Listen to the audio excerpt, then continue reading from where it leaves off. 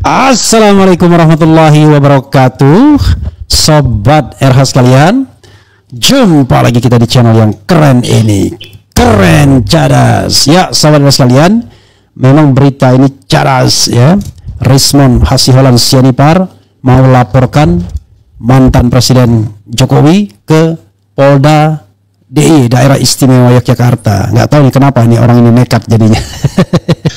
Tetapi perlu kita dengarkan dulu sebelum kita bacakan apa yang mau disampaikan oleh Rismond. Jadi kalau yang mau disampaikan itu sudah ada tertulisnya, tetapi lebih afdol kalau kita kemudian langsung tanya. Ini sekedar gambaran saja. Kepada yang terhormat Kapolda DIY, CQ, Direskrimsus Polda DIY, ini tidak pidana khusus ya, bukan umum ya. Kemudian harusnya umum mungkin ya. Kemudian yang mau dilaporkan itu pasal penipuan, kemudian pasal berita bohong melalui informasi elektronik. Yang dilaporkan Insinyur Joko Widodo, pakai insinyur ya? Supposed to be ya. Laki-laki Surakarta 21 Juni 1961, umur 63 tahun. Kayaknya bro, bukan 63 tahun ya, 64 tahun. Karena 21 Juni 61 kan? Juni udah lewat. Nah, 64 tahun ya. Kemudian dan lain sebagainya, dan kronologis kejadian. Kronologis kejadian ini nanti akan kita bacakan persisnya ya setelah kita interview sama Rismond Sianipar.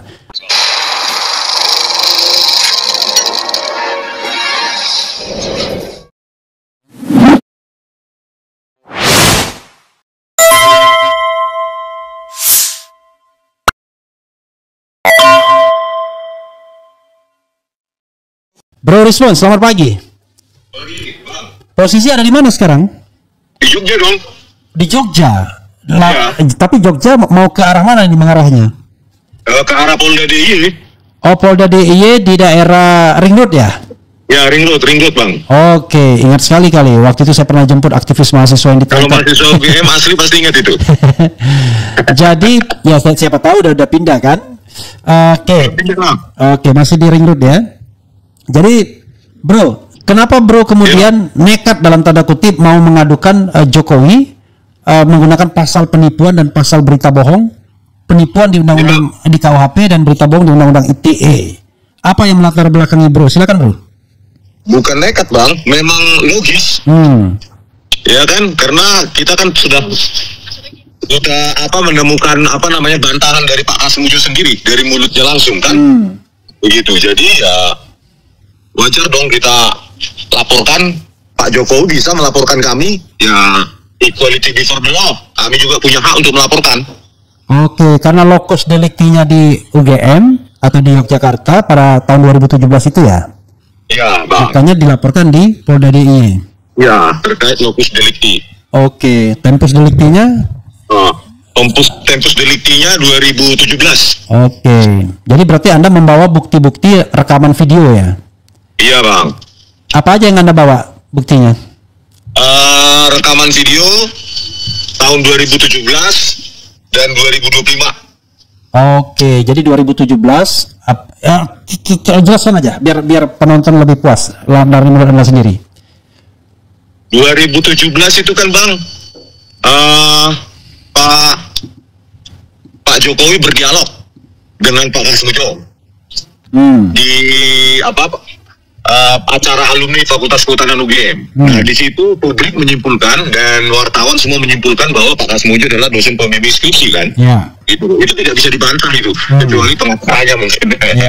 Nah, itu kan sudah tidak bisa dibantah. Bolak-balik bimbingan skripsi, Pak Kasmujo galak. Terima kasih Pak Kasmujo atas bimbingan Bapak. Skripsi saya sudah bisa selesai. Di jurusan teknologi kayu. Di jurusan teknologi kayu.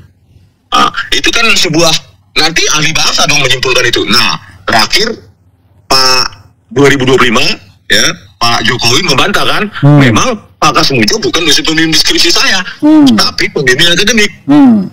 Itu kan dari Pak Jokowi sendiri. Ternyata setelah saya wawancarai dan dikonfirmasi oleh wartawan Kompas TV ya, Bung Dipo, itu sama jawabannya, bahwa Pak Kasmujo itu bukan dosen pembimbing skripsi dan juga bukan dosen pembimbing akademik. Jadi bohong dua kali ya? Iya, jadi ini kan nggak pantas seorang presiden loh, Bang. Ya, 2017 itu di depan publik, ya, memanfaatkan Pak Kasmujo untuk melancarkan kebohongannya. Nah, kalau kami dituduh berita bohong hanya karena kajian ilmiah kami, Pak Roy, Bu Tifa dan saya itu bisa dituduh berita bohong, maka Pak Jokowi juga bisa kita laporkan, gitu loh. Berita bohong, penipuan, kan gitu, Bang. Oke, jadi sekadar catatan saja, rupanya polisi pintar nih. Dalam SPDP, surat pemberitahuan dimulainya penyidikan, tidak masuk tuh berita bohong, pasal 28 ayat 3 itu.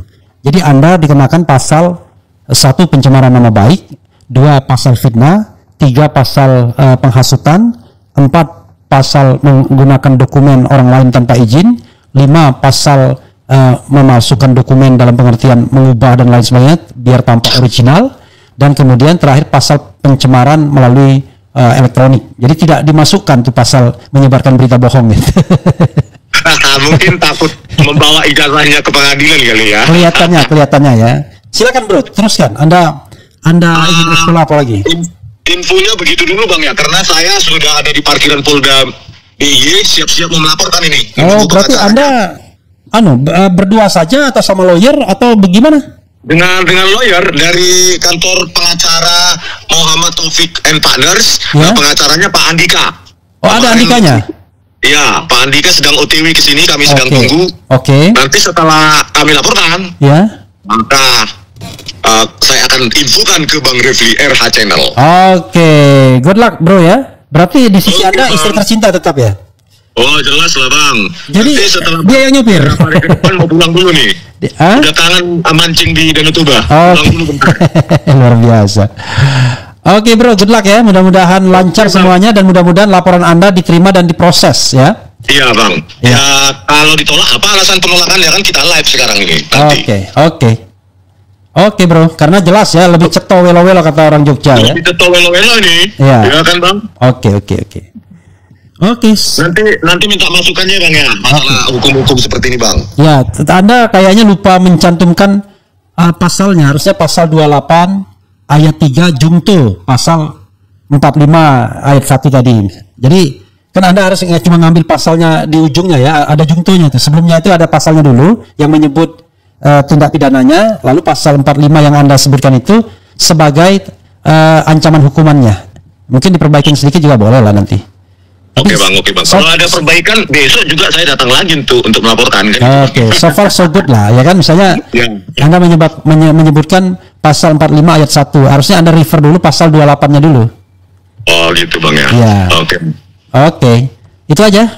Mudah-mudahan lancar ya. Oke bang. Oke, salam buat istri. Oke bang. Oke bang. Ya, saudara sekalian, itu dengan Rismon Sianipar ya. Rismon Hasiholan Sianipar yang berniat mengadukan Presiden Jokowi atau mantan Presiden Jokowi ke Polda DIY atas berita bohong, dalam bahasa lain dibilang penipuan, yang dilakukan pada tahun 2017 yang kemudian terkonfirmasi bahwa itu adalah berita bohong atau penipuan atau kebohongan publik di tahun 2017 itu, dan kemudian di tahun 2025 dia ralat sendiri.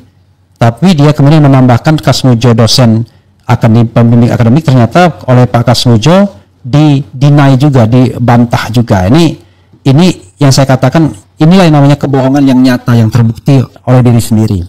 Jadi saya akan membedakan antara kebohongan sama janji yang tidak terpenuhi. Nah kalau seandainya Roy Suryo digunakan pasal kebohongan, apa kebohongannya? Tapi kelihatannya polisi pintar dalam tanda kutip tidak menggunakan pasal kebohongan yang mengakibatkan harus sajikan ijazah aslinya. Jadi siapa bilang Jokowi mau memunculkan ijazah kalau diperintahkan di pengadilan? Nggak akan ada. Ijazah itu akan di-keep, kata orang, sampai kiamat. Sepertinya itu, dan mereka-mereka yang mempermasalahkan itu akan dilaporkan semua, akan dipidanakan semua dan lain sebagainya. Kalau bisa ya seluruh rakyat Indonesia aja dipidanakan gitu ya. Oke, coba kita bacakan apa yang mau disampaikan Rismon Sianipar yang dikasihkannya kepada saya, tetapi barangkali dia mau perbaiki atau apa, kita akan lihat ya.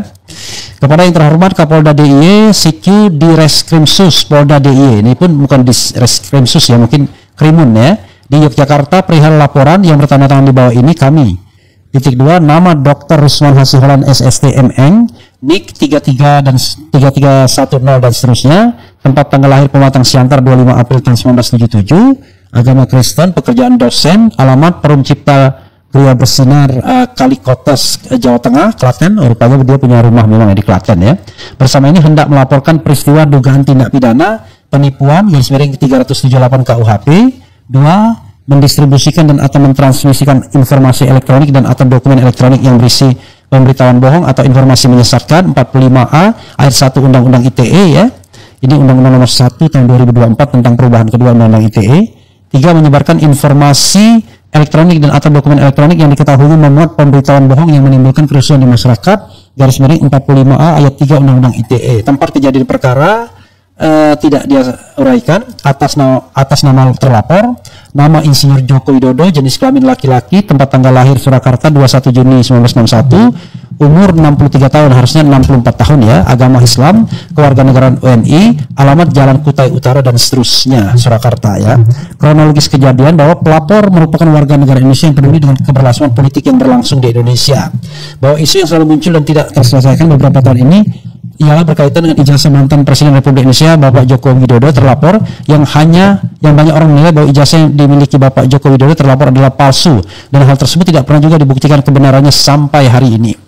Bahwa banyak masyarakat yang menguji isu tersebut dengan meminta data kepada instansi-instansi di mana data-data milik Bapak Joko Widodo terlapor diarsipkan. Bahwa ada cuplikan ketika Bapak Joko Widodo terlapor pada saat Dies Natalis UGM ke-68 tahun 2017 menerangkan bahwa Bapak Kasmujo adalah dosen pembimbing skripsinya, bukti terlampir. Bahwa pada sekira tanggal 15 April 2025 sejumlah lapisan masyarakat mengunjungi Universitas Gadjah Mada untuk klarifikasi perihal polemik ijazah mantan Presiden Republik Indonesia Joko Widodo terlapor. Bahwa kemudian pada sekira 16 April 2025 sejumlah lapisan masyarakat juga mendatangi rumah pribadi Joko Widodo untuk silaturahmi juga memastikan keaslian ijazahnya. Dalam agenda tersebut beberapa pihak juga mendapatkan tindakan persekusi dari pendukung Joko Widodo terlapor dan hal ini yang memperlihatkan kerusuhan yang diakibatkan oleh Joko Widodo terlapor. Bahwa pada wawancara yang dilakukan oleh sejumlah media pada tanggal 23 Mei 2025 Bapak Joko Widodo terlapor secara sadar membantah perkataannya sendiri dan mengatakan bahwa Pak Kasmujo memang bukan pembimbing skripsi melainkan pembimbing akademisnya.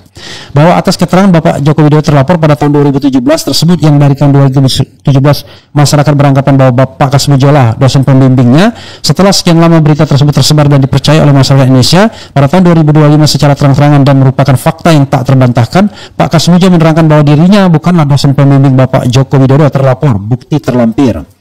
Bahwa sebagai seorang yang pernah menjabat sebagai orang nomor 1 di Republik Indonesia, terlapor telah melakukan dugaan penipuan, mendistribusikan berita bohong atau informasi menyesatkan, dan menyebarkan berita bohong yang menimbulkan kerusuhan di masyarakat dan hal tersebut merupakan hal yang tidak dapat dibenarkan. Jangan sampai kemudian nanti tiba-tiba polisi mengatakan yang menyebarkan berita bohong itu sekretariat kabinet. Karena kalau tidak salah mulanya dari situ duluan ya. Lalu siapapun yang memberitakan jadi berita bohong, kan begitu ya. Bahwa segala tindakan Bapak Joko Widodo terlapor tersebut telah diduga melanggar ketentuan pidana pasal 378 Kitab Undang-Undang Hukum Pidana yang berbunyi barang siapa dengan maksud untuk menguntungkan diri sendiri atau orang lain secara melawan hukum dengan memakai nama palsu atau martabat palsu dengan tipu muslihat ataupun rangkaian kebohongan menggerakkan orang lain untuk menyerahkan barang sesuatu kepadanya atau supaya memberi hutang maupun menghapuskan piutang diancam karena penipuan dengan pidana penjara paling lama 4 tahun. Pasal 45 ayat 1, setiap orang yang dengan sengaja mendistribusikan dan atau mentransmisikan informasi elektronik dan atau dokumen elektronik yang berisi pemberitahuan bohong atau informasi menyesatkan yang mengakibatkan kerugian material bagi konsumen dalam transaksi elektronik sebagaimana dimaksud dalam pasal 28 ayat 1 dipidana dengan pidana penjara paling lama 6 tahun dan atau denda paling banyak 1 miliar rupiah. Kemudian pasal 45 ayat 3, setiap orang yang dengan sengaja menyebarkan informasi elektronik dan atau dokumen elektronik yang diketahuinya memuat pemberitahuan bohong yang menimbulkan kerusuhan di masyarakat sebagaimana dimaksud dalam pasal 28 ayat 3 dipidana dengan pidana penjara paling lama 6 tahun dan atau denda paling banyak 1 miliar rupiah. Bahwa tindak pidana 11 poin 11 ya. Bahwa tindak pidana penipuan merupakan suatu delik biasa, artinya ketika terjadi penipuan siapapun dapat melaporkan kejadian tersebut kepada aparat kepolisian pelapor penipuan tidak harus dilakukan oleh korban saja. Beda dengan delik aduan yang dapat diproses hanya bila korban melakukan pengaduan kepada aparat setempat yang berwenang, sebagaimana diatur dalam Undang-Undang Nomor 8 Tahun 1981 tentang Hukum Acara Pidana, dalam kurung selanjutnya disebut KUHAP. Pada pasal 1 angka 24 menyebutkan bahwa Assalamualaikum Gus. Saya masih live soal Rismond mengadukan Jokowi ke Polda DIY. Rupanya Gus Nur sudah datang. Makasih Gus. Mohon maaf kalau tidak disambut dengan baik. Walaupun kelihatannya sudah mulai terengah-engah Gus Nur ya. Oke, Gus Nur datang saudara sekalian. Laporan adalah pemberitahuan yang disampaikan oleh seorang karena hak atau kewajiban berdasarkan undang-undang kepada pejabat yang berwenang tentang telah atau sedang atau diduga akan terjadinya peristiwa pidana. Bahwa terkait siapa yang berhak melaporkan atau mengadu ke polisi pada penipuan di atas dapat dilihat pada ketentuan pasal 108 KUHAP, yaitu setiap orang yang mengalami, melihat, menyaksikan dan atau menjadi korban peristiwa yang merupakan tindak pidana berhak untuk mengajukan laporan atau pengaduan kepada penyidik dan atau penyidik baik lisan maupun tertulis. 2. Setiap orang yang mengetahui permufakatan jahat untuk melakukan tindak pidana terhadap ketentraman dan keamanan umum atau terhadap jiwa atau terhadap hak milik wajib seketika itu juga melaporkan hal tersebut kepada penyelidik atau penyidik. 3. Setiap pegawai negeri dalam rangka melaksanakan tugasnya yang mengetahui tentang terjadinya peristiwa yang merupakan tindak pidana wajib segera melaporkan hal itu kepada penyidik atau penyidik. 13. Bahwa sebagaimana yang telah pelapor uraikan di atas, dalil-dalil tersebutlah yang menjadi dasar diajukannya laporan ini demi kebenaran dan kejadian bagi seluruh masyarakat Indonesia. Demikian laporan ini kami buat dengan sebenar-benarnya. Kami mohon untuk ditindaklanjuti. Yogyakarta 15 Juli 2025 yang membuat materai 10.000 Dr. Rismond Hasiholan SST MAng. MAng itu Master Engineer ya. Ya saudara sekalian, itu tadi draft dari Rismond Hasiholan Zenipar. Rupanya tamu saya Gus Nur sudah datang lebih cepat dari yang saya perkirakan. Jadi saudara sekalian, kita akan sudahi ya live ini. Mudah-mudahan apa yang dilakukan Rismond itu mendapatkan apa istilahnya ya, mendapatkan respons. Gini, kok saya mendukung pelaporan orang? Biasanya kan saya tidak suka mendukung. Iya, kalau sesama warga negara saya tidak mendukung. Kenapa? Karena warga negara itu kan kondisinya atau posisinya berbeda dengan pejabat atau mantan pejabat. Jadi kalau pejabat atau mantan pejabat dilaporkan oleh warga negara, itu menurut saya keren. Tapi kalau seandainya pejabat, mantan pejabat melaporkan warga negara, nah itu yang nggak keren. Paham ya maksud saya? Karena saya bicara tentang relasi kekuasaan, siapa yang kuat, siapa yang lemah. Masyarakat berlindung di bawah kekuasaan penegak hukum karena dia lemah. Tidak ada yang bisa dia lakukan. Jadi apa yang dilakukan oleh Rismond Zenipar ini adalah ya imbal balik dari laporan Jokowi terhadap dirinya yang sekarang sudah naik ke tahap penyidikan. Walaupun tentu dimensinya tidak langsung ya, tetapi masih tetap terkait dengan ijazah juga sesungguhnya. Walaupun ini agak different direction dan dilakukan di Polda DIY karena memang lokus dan tempus deliktinya di daerah istimewa Yogyakarta atau tepatnya di kota Yogyakarta. Sekali lagi, rasanya tidak ada alasan bagi polisi untuk tidak menerbitkan LP laporan polisi sebagaimana yang mereka lakukan terhadap laporan pihak-pihak yang sebenarnya tidak jelas. Kalau ini jelas sekali ya, kebohongannya jelas, lokus deliknya jelas, tempus deliknya jelas, dan itu sesuatu yang tidak bisa dibantah karena diucapkan sendiri oleh Jokowi. Mudah-mudahan keadilan bisa ditegakkan ya. Sekali lagi, kita dukung orang yang ingin menegakkan kebenaran dan kita bela orang yang akan dizalimi. Begitu saudara sekalian. Wassalamualaikum warahmatullahi wabarakatuh. Keren.